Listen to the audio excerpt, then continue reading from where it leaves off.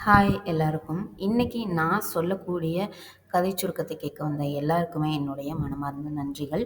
இன்னைக்கு நம்ம பார்க்க போறது திருமலை படத்தோட கதை சுருக்கம் தான். இந்த படம் அக்டோபர் 24, 2003ல ரிலீஸ் ஆனுச்சு. இந்த படத்துடைய director Ramana, music director Vidyasagar. இதுல நம்ம இளைய தளபதி நடிச்சிருக்காரு. அண்ட் ஜோதிகா நடிச்சிருக்காங்க, ரகுவரன் இருக்காங்க, கௌசல்யா இருக்காங்க. இவங்களோட காமெடி ஆக்டர் கருணாஸும் இருக்காரு. இந்த படம் பார்த்தீங்கன்னா, விஜய் அவருக்கு வந்து யாருமே அம்மா, அப்பா யாரும் இருக்க மாட்டாங்க. அதனால ஒரு என்ன பண்றது? சாப்பாட்டுக்கு என்ன பண்றது? அதனால ஒரு சின்ன ஒரு மெக்கானிக் செட் வச்சு, அதில வேலை பார்த்துட்டு அவர் பாட்டுல இருப்பாரு சென்னையில. பார்த்தீங்கன்னா, இவருக்கு வந்து அந்த ஃப்ரெண்ட்ஸ்ல இருக்காங்க இல்லையா? கருணாஸ் அவர் கூட ஒரு 4, 5 பேர் இருப்பாங்க ஃப்ரெண்ட்ஸா. அவர் எல்லாருமே இவருக்கு ஏதாவது ஒரு சின்னதா ஒரு பண கஷ்டம் அந்த மாரி வந்துச்சுன்னா, அவங்க தான் குடுத்து ஹெல்ப் பண்ணுவாங்க. அந்த மாரிலாம் ஃப்ரெண்ட்ஸ் சர்க்கிள் இருப்பாங்க. ஃபேமிலியோட எல்லாருமே இருப்பாங்க. ஆனா, இவர ஒரு நாள் கூட வீட்டுக்கு வா சாப்பிடுன்னு சொல்லி கூட்டிட்டு போனதே கிடையாது. பொங்கலோ, தீபாவளியோ ஏதோ ஒண்ணு வந்துச்சுன்னா, கடைக்கு தான் குடுத்து அனுப்புவாங்க சாப்பாடுலாம். அந்த மாரி தான் போய்க்கிட்டுருக்கும். இதே ஏரியால கௌசல்யா, ரகுவரன் 2 பேரும் வந்து ஹஸ்பண்ட் அண்ட் ஒய்ஃப். அவங்க வந்து புதுசா குடி வந்திருப்பாங்க ஒரு வீட்டுக்கு. அப்போ வந்திருக்கும்போது ஏதோ ஒரு ஃபங்ஷன் சொல்லிட்டு போய் கூப்பிடுவாங்க, "வீட்டுக்கு வரீங்களா சாப்பிட்றதுக்கு?" அப்படின்னு சொல்லிட்டு. இவருக்கு ரொம்ப ஒரு மாரியா இருக்கும். ஏன்னா, இத்தன வருஷமா நம்ம இத்தன பேர் கூட பழகுறோம். ஆனா, ஒரு ஆள் கூட நம்மள வீட்டுக்கு சாப்பிட கூப்பிட்டதே இல்லையே அப்படின்னு சொல்லிட்டு, அவங்க ஃபேமிலியோட ரொம்பவே அட்டாச் ஆயிடுவாரு விஜய் வந்து. கௌசல்யா அண்ட் ரகுவரன் கூட ரொம்பவே ஃபேமிலியில அட்டாச் ஆயிடுவாரு. எப்பவுமே போறது, வரது, நல்லா பேசிட்டு இருக்கிறது, கூட பிறந்தவங்க மாரி நல்லா பேசுவாங்க. அப்படி இருக்கும்.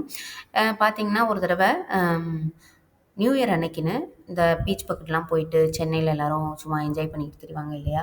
அந்த மாரி இவரும் போயிருப்பாரு. அப்ப பார்த்தீங்கன்னா, ஒரு வெடி ஒண்ணு டம்முன்னு வந்து வெடிக்கும். வெடிச்சுட்டு இப்படி திரும்பும்போது பார்த்தீங்கன்னா, ஜோதிகா டக்குன்னு விஜயோட கைய பிடிச்சு, "நல்லாருப்போம், நல்லாருப்போம். எல்லாரும் நல்லாருப்போம்" அப்படின்னு சொல்லிட்டு, ஹேப்பி நியூ இயர் சொல்லிட்டு போயிருவாங்க. அவங்க யாருன்னே இவருக்கு தெரியாது.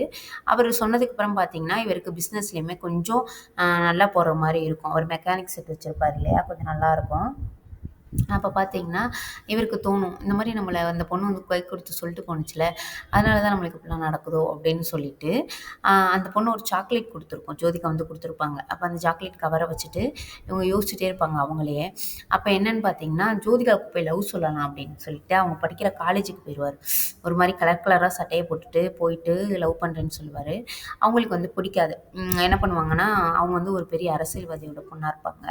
அப்ப காலேஜ்ல எல்லார் முன்னாடியும் அசிங்கப்படுத்தி விட்டுருவாங்க. "இங்க பாருங்களேன், இவன் வந்து என்னை லவ் பண்றானாம்" அப்படின்னு சொல்லிட்டு. அப்ப அசிங்கப்படுத்தினதுக்கப்புறம் இவருக்கு ஒரு மாதிரியா இருக்கும். வீட்டுக்கு போயிருவாரு. அதுக்கப்புறம் பார்த்தீங்கன்னா, கொஞ்ச நாள் கழிச்சு வேணும்னே வந்துட்டு, விஜய் வந்து வம்பிழுக்கலாம் அப்படின்னு சொல்லிட்டு லவ் பண்ற மாரி வந்துட்டு ஒரு மாரி கொலஞ்சு கொலஞ்சு ஜோதிகா வந்து பேசுவாங்க.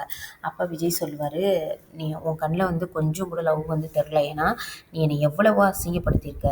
அப்படி இருக்கும்போது இப்படி நார்மலா வந்து பேசவே மாட்டாங்க யாரா இருந்தாலும். திருப்பி உன்கிட்ட ஏமாறுறதுக்கு நான் தயாரா இல்ல" அப்படின்னு சொல்லிட்டு அனுப்பி விட்டுருவாரு. அதோட அவங்களும் போயிருவாங்க. பார்த்தீங்கன்னா, கொஞ்ச நாள் கழிச்சு சீரியஸ்லி விஜய் வந்து லவ் பண்ண ஆரம்பிச்சுருவாங்க ஜோதிகா. ஆனா போய் சொன்னா அவன் நம்ப மாட்டான்ல அப்படின்னு சொல்லிட்டு அவங்க பாட்டுல இருப்பாங்க. இவர் வந்து சொல்லியிருப்பாரு ஆல்ரெடி ரிஜெக்ட் பண்ணும்போது சொல்லியிருப்பாரு, "நீ வந்து என்னைய லவ் பண்ணும்போது உண்மையிலே லவ் பண்ணினா, உன் கண்ல இருந்து கண்டிப்பா கண்ணீர் வரும். அந்த கண்ணீர் தரையில விழுக விடாம அந்த சமயத்திலே நான் வந்து உன் முன்னாடி நிப்பேன்" அப்படின்னு சொல்லியிருப்பாரு. இவங்க லவ் பண்ணதுக்கு அப்புறமா ஒரு பீச்ல உட்காந்துட்டு ஃபீல் பண்ணிட்டு இருப்பாங்க. அப்ப கண்லேருந்து தண்ணி வரும். கரெக்ட்டா விஜய் வந்து நிப்பாங்க. அப்ப 2 பேரும் சேர்ந்து லவ் பண்ண ஆரம்பிச்சுருவாங்க. என்னன்னு பார்த்தீங்கன்னா, ஜோதிகா வந்து ஒரு பெரிய நல்ல வசதியான வீட்டு பொண்ணு இல்லையா? ஸோ, அவங்களுக்கு பிடிக்காத சில பேர்லாம் இருப்பாங்க. அவங்க அப்பாவுக்கு பிடிக்காதவங்க.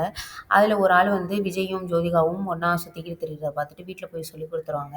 பார்த்தீங்கன்னா, விஜய் வந்து ஒரு நார்மலான ஒரு பெர்சன் தானே. அந்த மாரி ஒரு ஆளுக்கு வந்து தன்னோட பொண்ண வந்து கல்யாணம் பண்ணி குடுக்க மாட்டாங்க இல்லையா? ஏன்னா பணக்கார வீட்லனா நார்மலா அவங்க பொண்ணு வந்து நல்ல பணக்கார வீட்ல தான் போய் வாழணும்னு நெனைப்பாங்க. ஸோ, இவர போட்டு தள்ள சொல்லி, அந்த ரவுடி கூட்டத்துக்கு வந்து உங்க அப்பா வந்து பணம் குடுத்துருப்பாரு. ஆனா, அவங்களலாம் எதிர்த்து லாஸ்ட்ல 2 பேரும் சேர்ந்தாங்களா அப்படின்றது தான் கதையே. லாஸ்ட்ல 2 பேரும் ஒண்ணாவும் சேர்ந்துருவாங்க. அதோட படமும் நம்மளுக்கு குட் ஃபினிஷிங்ல முடிச்சிருப்பாங்க.